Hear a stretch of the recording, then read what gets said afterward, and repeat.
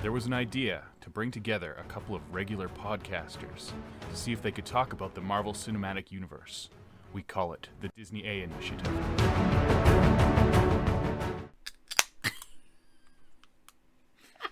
It's a Disney A special presentation. That was my dramatic music. Oh, lovely. We're your hosts. I'm Brandon. And I'm Krysta.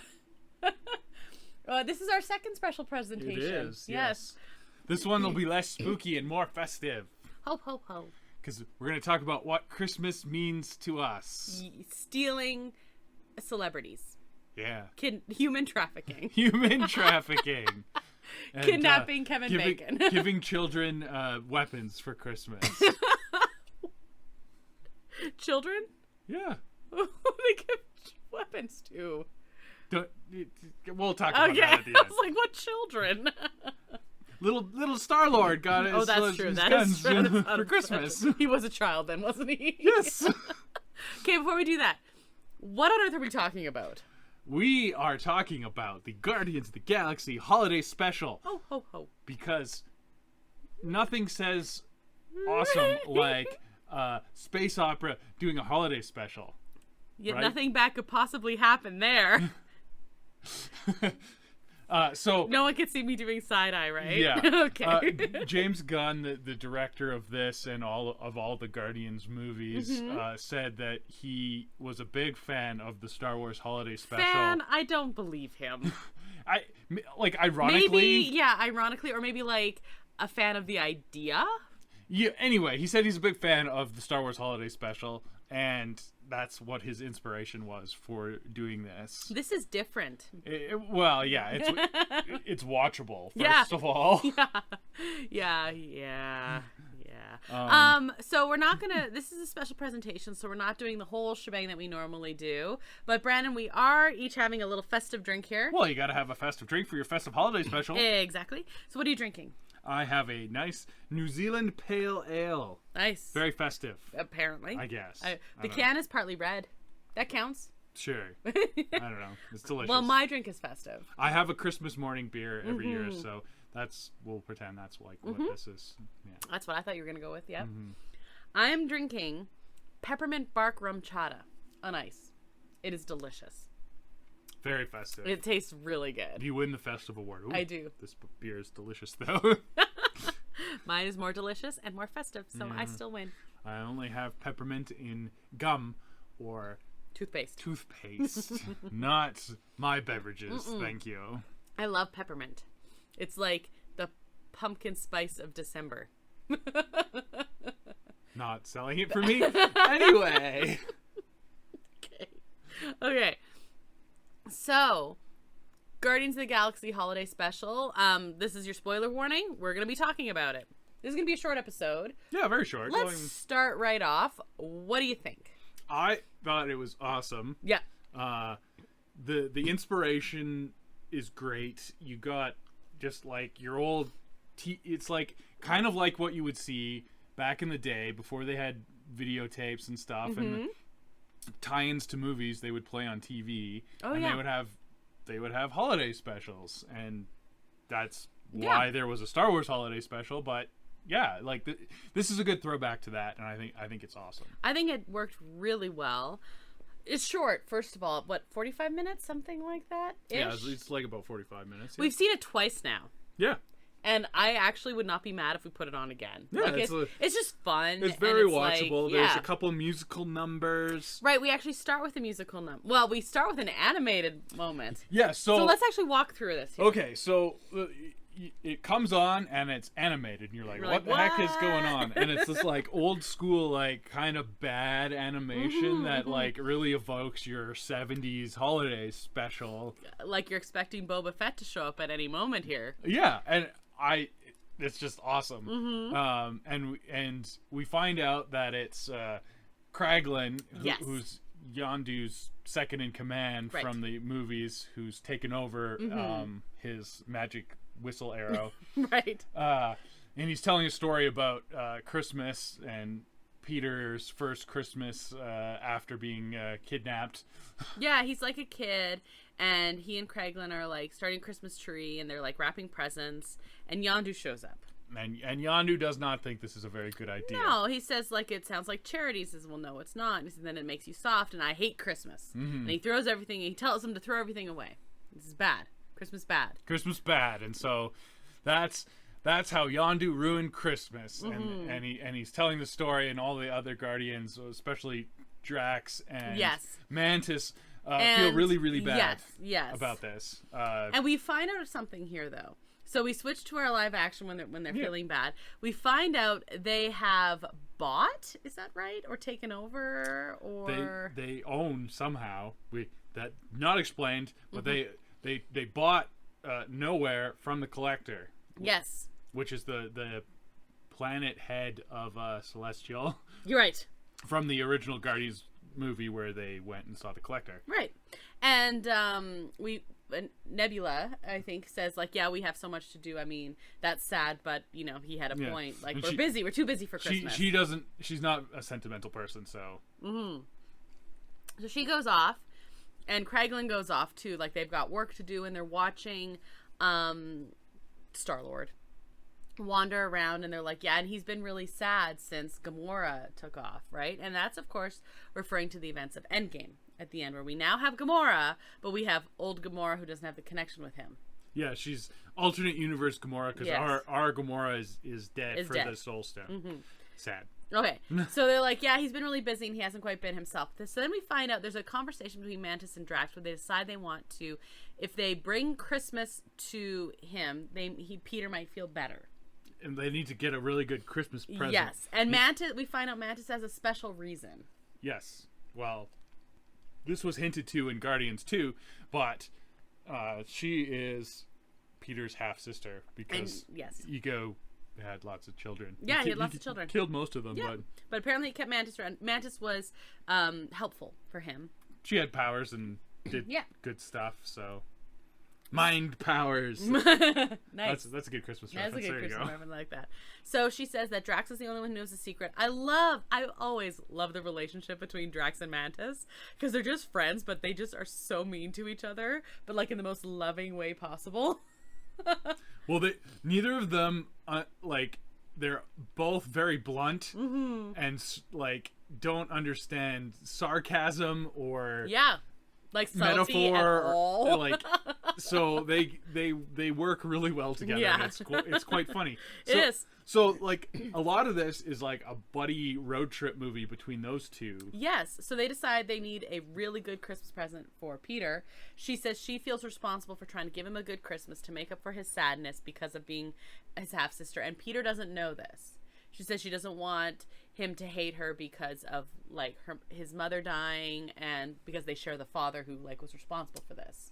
Yeah, not a good guy, that Ego. No, Ego kind of sucked actually. Yeah.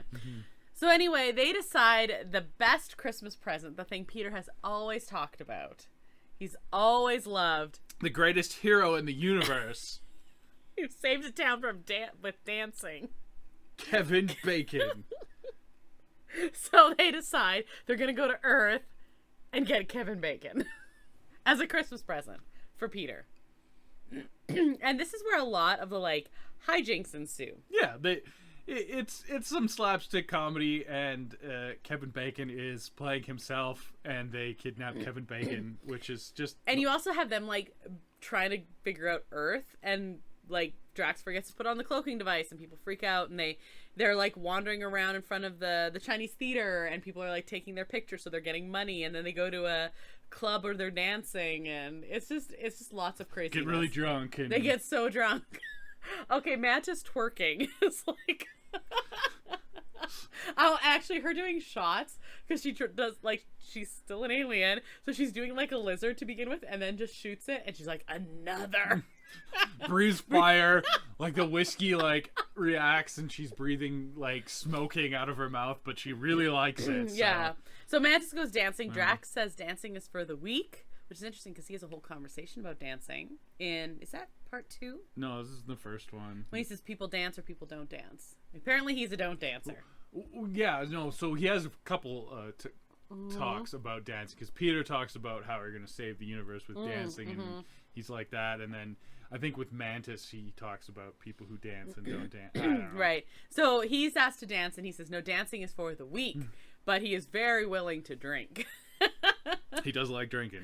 And then I love the image, and I think it's actually the title image of Drax and Mantis, like, almost passed out sitting on the curb in front of the club, and they have, they're just ridiculous looking. Mantis also is terrifying in this special. Yeah, well, she's apparently like a martial arts master because she like beats up some cops. But while they're chasing Kevin Bacon, she like turns into like creepy xenomorph alien style, like bouncing off walls and stuff, and that's terrifying. Also, this moment where before they go find where Kevin Bacon lives, there's a woman selling maps to the stars, right? And she says, oh, it's, $40 or something. And she says, and then she touches, she's like, you want to give it to me for free? And she said, sure, here you go. She's like, you want to give me all your money? And sure, here you go. And I'm like, well, that's terrifying. Like, there's so many levels of horrifying to Mantis here. Well, one of the best Marvel villains was in season 1 of Jessica Jones, and he basically had the same powers, and he was terrifying. Really good point. But also didn't turn into a weird xenomorph. I'm gonna like run on walls to catch you. Yeah. So this is like a different level completely. She's scary. It's a good thing she's like got a heart of gold. Yeah. Otherwise this would be very bad. Very bad. She uses her powers to try and get her half-brother a Christmas present, as opposed to for evil. Like, still human trafficking, but that's fine. Yeah, we get to that. So them chasing Kevin Bacon is hilarious. And breaking into his house. Also, he is weirdly nonplussed about alien-looking creatures ringing his doorbell. I mean, aliens are like a thing in the MCU, true. so That's true. I don't know. Drax and Mantis, I think they might still be half drunk when they track down Kevin Bacon. Definitely. And they're walking up to his, also, which is fun, when he's on the phone talking to his wife, it's actually his wife. Mm-hmm. I enjoyed that. And he's like setting it for Christmas, and he's by himself, and they like ring his doorbell, and Drax throws Mantis over his giant gated wall.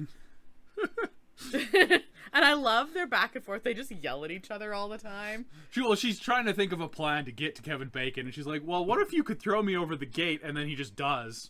And that's funny. Yeah, it's great. So she takes a giant candy cane decoration, and he takes it's like an elf, right? One of those like blow up inflatable elves, and they love them. They love their Christmas decorations because they've never seen Christmas decorations before. And this is fantastic. Drax really wants his funny little man. Yeah, this is a funny little man. So then they proceed to break into Kevin Bacon's house and chase him around, and Kevin Bacon is like throwing the tree down as an obstacle and like running out the door, and they're leaping like crazy, catching up to him, and Drax forgets his funny little man. It's very sad. Very sad, yes. So he's debating whether he wants to try and catch up to Kevin Bacon or go back for his funny little man. He wants the funny little man. And then Mantis yells at him, so they go and they catch Kevin Bacon. He's called the cops. They like beat up a bunch of cops. Mantis gives one of the cops that Drax causes a car accident, and she gives him the candy cane and says, "We are even now," because I like this, and I'm giving it. I was like, "I'm sorry, you almost died. Here's this candy cane. We are even now." And they're like, "Okay," because they're terrified. They're terrified. And she's like, "Right, my friend is being stupid." They've definitely pooped in their pants, and they're hanging upside down in their car. And like you have to think about this in terms of, this is the MCU. Superheroes and supervillains are real things that people have to deal with on a daily basis. It would really suck being a cop. It would suck so bad being a cop. Like, they're like, "Oh, it's fine, like a weird people are just chasing Kevin, like a celebrity. It's fine. We'll go and oh my god, it's an alien." No, okay. they're super powered. Oh no. So they're like, "Yes, the candy cane, even, definitely even." No. They're so even. And she like thinks this is fine. She's like, "Well, I really like this, but I feel bad, so you can have it, and we're even now." We're like, "Okay." And then she's like, "My friend is being stupid." Anyway. Oh my goodness. So she then uses her terrifying mind powers on Kevin Bacon and is like, you want to come with us? And he's like, this sounds great. Let's go on an adventure. Let's do this. And he's here for it. So then he's in they also break into a Christmas decor shop and steal all the lights and decorations and everything. So it shows them it's great. And they're in the ship and he's in the middle. And is Mantis flying? I think Mantis is flying, actually. Mm-hmm. Yeah. And they're kind of talking with him a little bit about Christmas. And they say, well, tell us about the time you saved a town from dancing. He says, no, that's a character I played. And they're like, well, how about, like, so they're asking him about his roles. And then they realize he's an actor. Which is, like, just the worst thing in the it's world. It's repugnant to them. They start, like, fake gagging. No, I think they're real gagging, actually. They get very, very angry about him being an actor, which is hilarious because they're all actors, of course. And yes, it's like so funny. A multi-layered thing. So they decide that he has to act like a real hero, not a lame actor.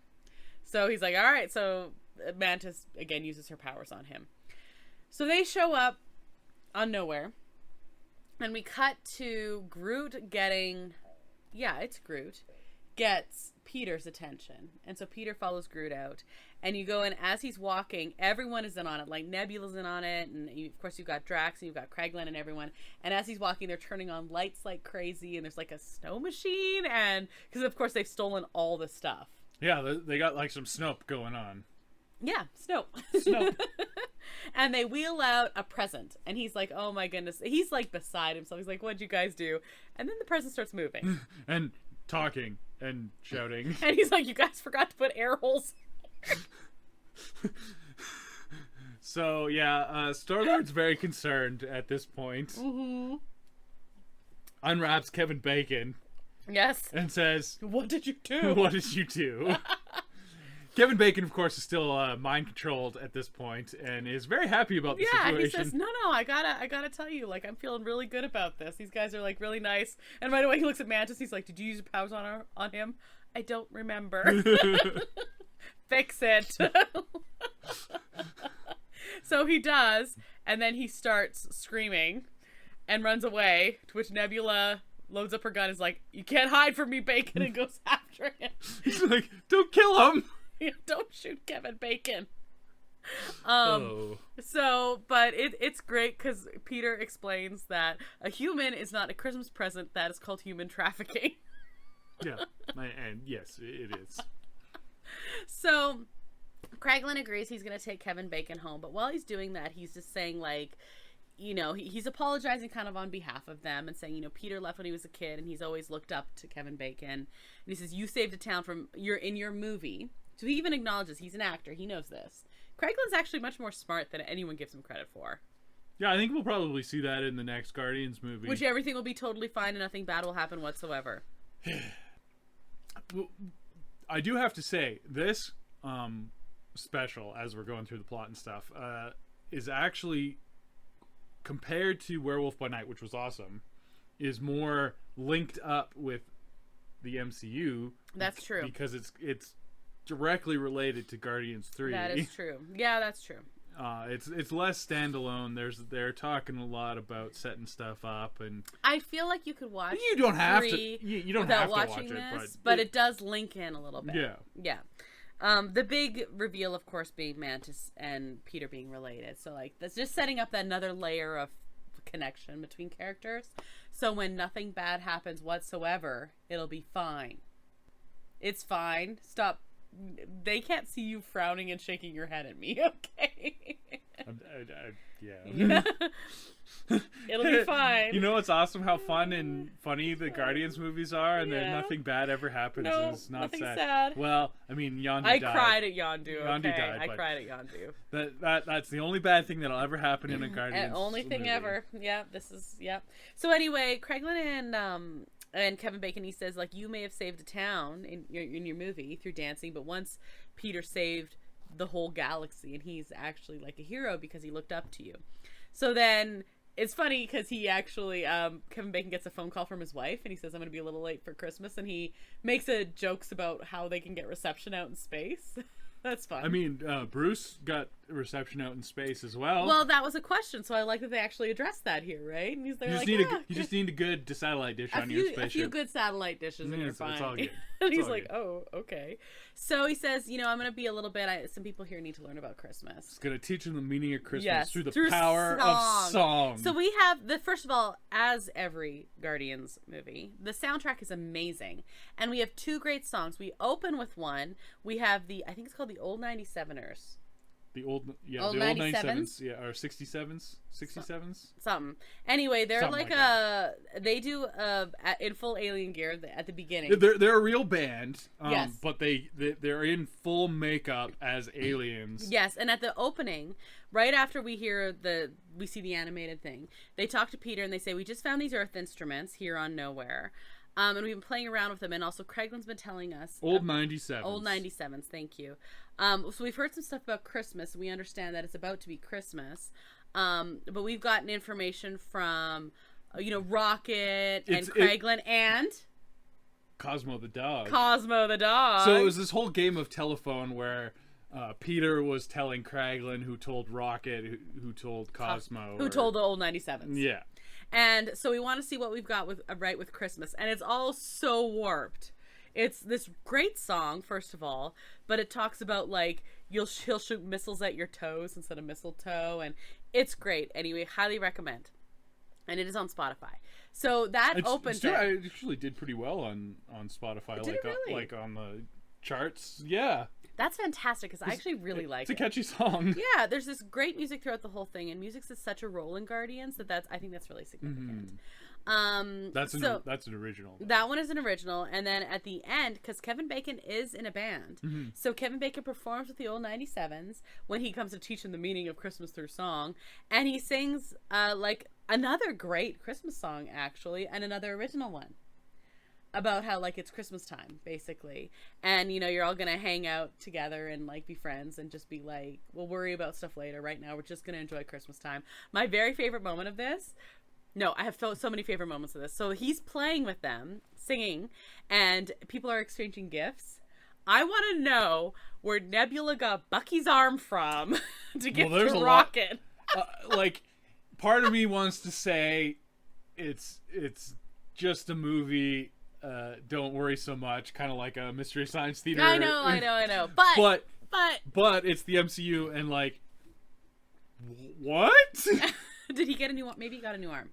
Did Nebula go to Earth and steal his arm? Or is it like a replica, like an homage? Because Rocket said he wanted that arm, in the middle of the battle, he's like, "I'm gonna get that arm," and he does.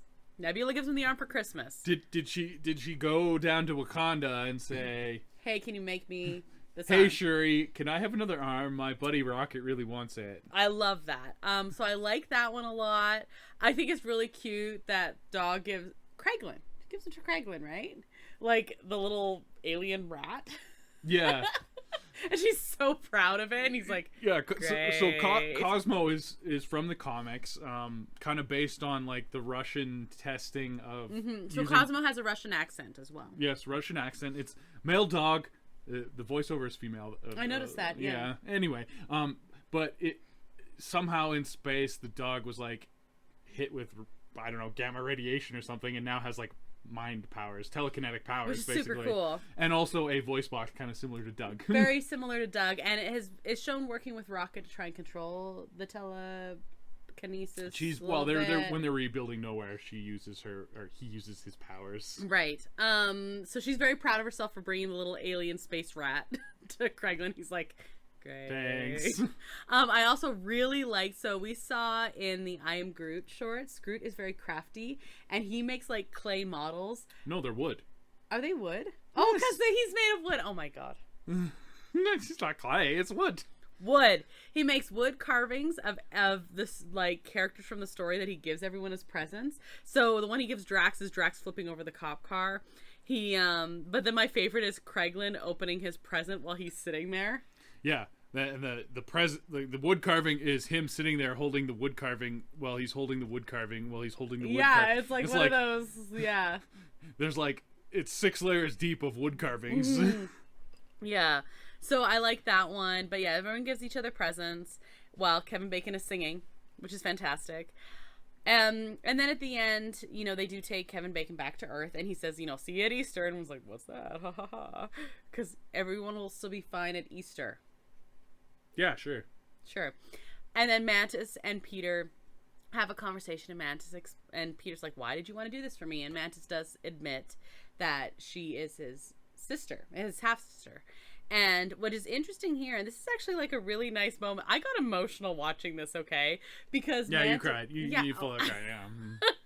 Mantis is an empath, like, but this is her own emotions that she's feeling, and she's crying, and she's trying to confess, and she feels like he's gonna hate her now because she's worried that every time he looks at her, he's gonna see ego. But she says, you know, they had the same father, so he's like, wait, that makes you my sister. That is the best Christmas present I could ever have. Because he's been missing connections. He's been missing family. He doesn't have family. He doesn't have family. But now he does. Now he does. Well, that, like, I mean, it's a recurring theme in the MCU, daddy issues and all that. He missed his mom. His mom was dying of cancer, and then he got kidnapped into space. Yeah. And he was raised by space pirates. Yeah. Not the best childhood in the world. Daddy. and then Yondu dies. And then he meets his real father, who is a galactic psychopath.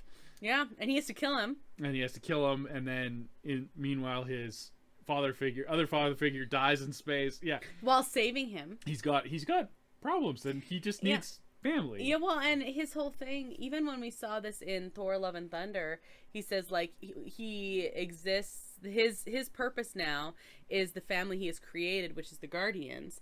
And even that, Gamora is gone, and so if him having this connection with Mantis is, like, that's a big deal. Mm-hmm. So that's cool, and that's, like, a really nice moment. And then he does say, though, Kraglin didn't get the whole story, and we go back to animated. And this is where I really started to cry. So we find out that Yondu, animated Yondu now, found the tree and all the presents and stuff like that thrown out. And one was addressed to Yondu. One also addressed to Taserface. Yes. Good little Easter egg. Taserface. It's metaphorical. Oh, speaking of Easter eggs, before we get into this, there were other Easter eggs when he was on Earth. Yeah, there was quite a few Kingo references. Kingo had a Christmas special as well. That's true. And a bar, and the club that they were dancing at. That was their club, or was it? That wasn't a Kingo reference. The bar, but like there was different posters from his movies. Was the big one. It was great. But there was a Christmas special. So yeah, I guess he had filmed a lot of things before he got taken away by the Celestial Apparently, there at the end of Eternals, the Celestial. which is good because the Eternals was not very well received, but the fact that they're going to keep up with it, like bring them back they didn't in, just throw it out. Yeah, because that could have been very easily done, just like meh. Yeah, I think so, and I think I maintain, I said it before, I think it would have been better on Disney Plus as a series than a movie. Yes, it definitely needed with all those characters for sure. Anyway, Anyway, that was cool. So there's lots of little Easter eggs in this, as well as nods to other Christmas movies. Like Mantis looks at Drax at one point and calls him a little jerk, like off of Home Alone. And there's all these little nods throughout the whole thing. But anyway, we get to the end and we go back to animated Yondu, and he opens the present, and it's a little figure. You know how Yondu has on his spaceship. It's the start of his figurine collection. Which was like, oh my goodness. And then Peter goes into his room and there's a present sitting on his bed. Yeah. And he opens it up and it's his guns. It's his guns, because that's the best present you can give a children is a weapon. That technically that's also a reference to Christmas Story, is you'll shoot your eye out type of situation. Hey, that's a good point. Yeah, I like that, from a father figure too.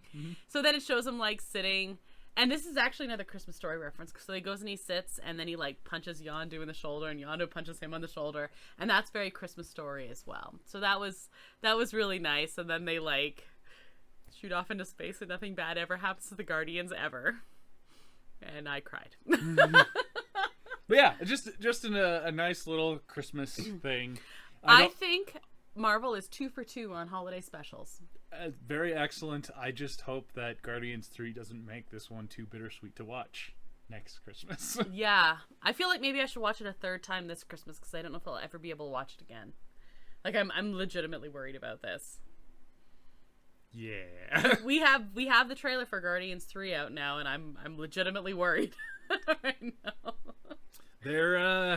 They're gonna be playing with some emotions there, even more so than this Christmas special. Yeah, this was like sweet emotions, like yeah. Well, that's the other. We talked about the Christmas presents they were giving each other. You forgot that Mantis gave Drax the funny little man. I was gonna say that because I kept saying he loved his funny little man. That was the sweetest moment ever. He opens it up and he just starts jumping up and down and squealing, and it's his funny little man. It's awesome. Like the comedic timing of Dave Bautista as that character. It's crazy. It's so good, and like to see a man of that size and that build and that looks like that just like have child exuberance is. It's just funny. They literally can't kill off Drax. They can't because he's perfect as it. Like what this character only exists with Dave Bautista being this character. Yeah, and that's the thing. Like some like comic book purists are a little upset because Drax in the comics is quite like he's not a comedic character. Oh, but he's so good this way. And I'm like, well, you have the comic version. That's fine. I agree. This is the movie version, and it works really well with the tone and everything. Fits Guardians so well. Like, he's perfect. Literally, I was thinking about the first Guardians movie, and some of my, like, there's some excellent lines in it and excellent moments in it that just caught you off guard. And one of my favorite ones is when he's saying, "Nothing goes over my head. My reflexes are too fast." I still maintain that the first Guardians movie is probably the best standalone. I'll give you that. It's definitely, it might be the most movie. Watchable, for sure. Anyway, this is amazing. Mm-hmm. Love Guardians. Absolutely loved it. This is a great special. Werewolf by Night was 100% awesome. It was perfect for spooky season. It was like layers of good. This is perfect for festive season, and it's layers of good, and you can really tell the Star Wars influence on this. Oh, yeah. But, like, so much better. Well, because Guardians itself, like as a movie series trilogy, was heavily influenced by Star Wars. Yes, it was. It's a space opera. It's a space opera, yeah. And a really well done space opera, but it's still you got your Star Wars influence in that. Yeah, no, like, it's so good. So like it just works. It just worked on every level. It was like a perfect Christmas. It was a perfect Christmas special. So if you haven't seen it and us spoiling it all now hasn't ruined it for you, just go watch it. And listen to the soundtrack. It's so much fun.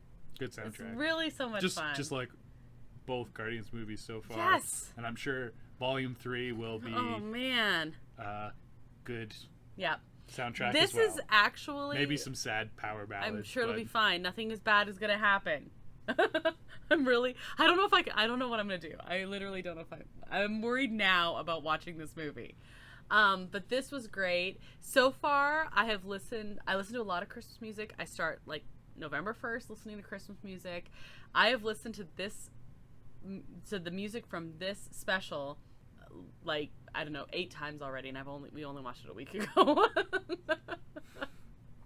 So good. And we have seen it twice already now, so yeah. And I'm serious. I think I'm gonna watch it a third time.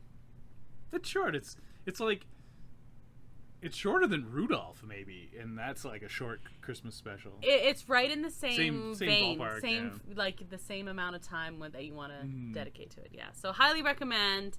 Yeah. Good job. So anything to add about Guardians other than watch it? Just watch it. Yeah, it's so good. All right. Well, that's our special. That's